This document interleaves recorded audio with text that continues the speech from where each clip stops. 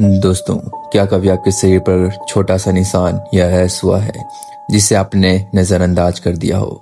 हम अक्सर सोचते हैं कि ये बस किसी कीड़े का काटना या एलर्जी है, लेकिन क्या हो अगर वो निशान जिंदा हो? क्या हो अगर वो आपके अंदर पल रहा हो? आज की कहानी रेडिट की नो स्लिप से ली गई है, जिसका टाइटल है it was not just a rash. यह कहानी सुनने के बाद आप अपनी स्किन पर हुए किसी भी निशान को दोबारा गौर से जरूर देखेंगे। यह सब एक शनिवार को शुरू हुआ। मेरे पास करने को कुछ खास नहीं था, तो मैंने सोचा कि शहर से बाहर जाकर थोड़ी हाइकिंग कर लूं। दिन काफ़ी गर्म था और चलते चलते मुझे पसीना आने लगा। रास्ते में मुझे एक झील दिखाई दी। पानी इतना साफ और ठंडा लग रहा था कि मैं खुद को रोक नहीं पाई। मैंने तैराकी करने का फैसला किया। करीब 20 मिनट तक मैं पानी में रही। सब कुछ बहुत शांत था। फिर मैं बाहर निकली, कपड़े पहने और घर आ गई। मुझे लगा कि दिन बहुत अच्छा बीता, लेकिन घर लौटते वक्त कार में मेरी नज़र मेरी थाई पे पड़ी, जहाँ एक लाल निशान था, बिल्कुल एक छोटे से सिक्के के आकार का। मुझे लगा शायद किसी कीड़े ने काट लिया होगा, इसलिए मैंने उसे ज़्यादा भाव नहीं दिया। लेकिन अगली सुबह वो निशान बड़ा हो गया था। अब वो एक गोल्फ बॉल के आकार का हो चुका था और थोड़ा उभरा हुआ था। उसमें न दर्द था न खुजली, लेकिन उसे देखकर अजीब लग रहा था। हफ्ता बीतते बीतते वो निशान एक बेसबॉल जितना बड़ा हो गया। उसका रंग गहरा लाल हो गया था और वो सख्त था। और सबसे डरावनी बात, मुझे कसम से ऐसा लग रहा था कि वो निशान हिल रहा है, उसके अंदर कुछ चल रहा है। घबरा कर मैं डॉक्टर रॉडनी के पास गई। वो एक नेक दिल और हंसमुख डॉक्टर थे। मुझे लगा वो कोई क्रीम देंगे और मुझे घर भेज देंगे, लेकिन जैसे ही उन्होंने मेरा पैर देखा, उनके चेहरे का रंग उड़ गया। वो बरबराए, रायन क्रॉप को अपनी गंदगी साफ करनी चाहिए थी। फिर उन्होंने मेरी तरफ देखा और कहा, तुम्हें एक पैरासाइट ने इन्फेक्ट किया है जिसे कोरिड कहते हैं। मैं सन्न रह गई। उन्होंने मुझे बताया कि इसे अभी निकाला नहीं जा सकता है, क्योंकि यह शरीर के जरूरी अंगों से जुड़ा होता है।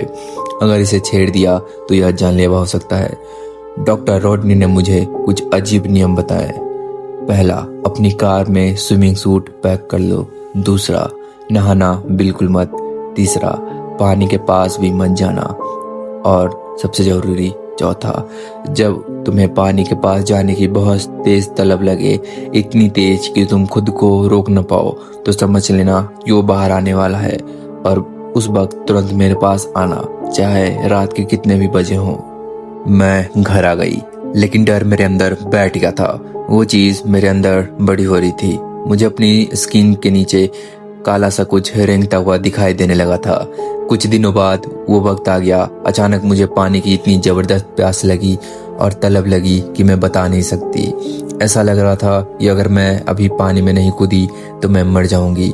मैंने अपना स्विमिंग सूट उठाया और सीधे डॉक्टर रॉडनी के क्लिनिक की तरफ गाड़ी दौड़ाई। डॉक्टर रॉडनी लॉबी में मेरा इंतजार कर रहे थे। वो मुझे सीधे पीछे के कमरे में ले गए। वहाँ सफेद टाइल्स वाले कमरे के बीचों बीच एक बड़ा सा मेटल बाथ टब रखा था, जो पानी से भरा था। डॉक्टर ने कहा, अंदर जाओ। मैं बिना सवाल किए उस टब में लेट गई। पानी में जाते ही मुझे सुकून मिला, लेकिन तभी मैंने देखा कि डॉक्टर रॉडनी कमरे से बाहर निकल रहे हैं। मैंने आवाज दी, डॉक्टर, अब मुझे क्या करना है? तभी धड़ाम से दरवाजा बंद हो गया। मेरा दिल जोर से धड़कने लगा। मैंने चिल्लाया, हेलो। दरवाजे पर बनी एक छोटी सी खिड़की खुली और डॉक्टर रॉडनी का चेहरा दिखा। उन्होंने कहा, माफ करना राइली, लेकिन मैं तुम्हारे साथ कमरे में नहीं रह सकता। यह बहुत खतरनाक है, लेकिन मैं यही तुम्हें गाइड करूंगा। डॉक्टर ने कहा, वो कोरिड अब बाहर आएगा। वो एक एनेस्थीसिया छोड़ता है, इसलिए तुम्हें दर्द नहीं होगा। लेकिन याद रखना, जब तक वो पूरी तरह बाहर न निकल जाए उसे छेड़ना मत। मैं टब में लेटी रही, डर के मारे कांप रही थी। तभी मेरे पैर का वो उभरा हुआ हिस्सा फटने लगा। स्किन खिंच गई और एक काला सा सिर बाहर झांकने लगा। पानी में खून की एक पतली लकीर घुल गई। वो बाहर आ रहा था, एक लंबा काला कीड़े जैसा जीव धीरे धीरे मेरी जांघ से बाहर रेंग रहा था। वो मंजर इतना घिनौना था कि मेरी हिम्मत जवाब दे गई। डर के मारे मेरा हाथ हिला और शायद मैं उसे छू लिया या पानी में हलचल हो गई। यह मेरी सबसे बड़ी गलती थी। जैसे उसे महसूस हुआ कि मैंने उसे डिस्टर्ब किया है, वो जो सुस्त सा कीड़ा लग रहा था अचानक सख्त हो गया। बिजली की रफ्तार से उसने मुड़कर मेरे हाथ पर काट लिया। दर्द के मारे मैंने झटके और अपने शरीर से नोचकर दूर फेंक दिया। मेरे हाथ और पैर से खून बह रहा था। मैं टब से बाहर कूदी और दरवाजे की तरफ भागी। मुझे निकालो, मैं चिल्लाई दरवाजा पीटते हुए। डॉक्टर ने शांति से कहा, जब तक कोरिड जिंदा है मैं दरवाजा नहीं खोल सकता। मैं पीछे मुड़ी और जो देखा उससे मेरा खून जम गया। वो बदल रही थी। पानी से बाहर आते ही उसके पैर निकल आए थे। अब वो सिर्फ एक कीड़ा नहीं था, उसके 4 काले अंग निकल आए थे, 2 पैरों की तरह, और 2 उसके खुले हुए मुंह के पास बेतहासा हिल रहे थे। वो मेरी तरफ देखकर फुंकार रहा था। उसके दांत नुकीले और भयानक थे। मैं कोने में दुबक गई। डॉक्टर की आवाज आई, वहां टेबल पर एक बेड रखा है, कोरिड को मार डालो और यह सब खत्म हो जाएगा। मेरे पास कोई रास्ता नहीं था। मैंने कांपते हाथों से वो बेड उठाया। वो जानवर अब अपने पैरों पे खड़ा था, तैयार था हमला करने के लिए। मेरी नजर उस पर जमी थी। यहाँ या तो वो था या मैं। कहानी यहीं खत्म हो जाती है दोस्तों। उस कमरे में राइली और उस कोरिड के बीच क्या हुआ? क्या उसने उसे मार गिराया या वो खुद शिकार बन गई? रेडिट पर इसके आगे की कहानी एक रहस्य है, लेकिन एक बात यह तय है, अगली बार जब आप किसी अनजान झील में नहाने जाएं तो 2 बार जरूर सोचिएगा।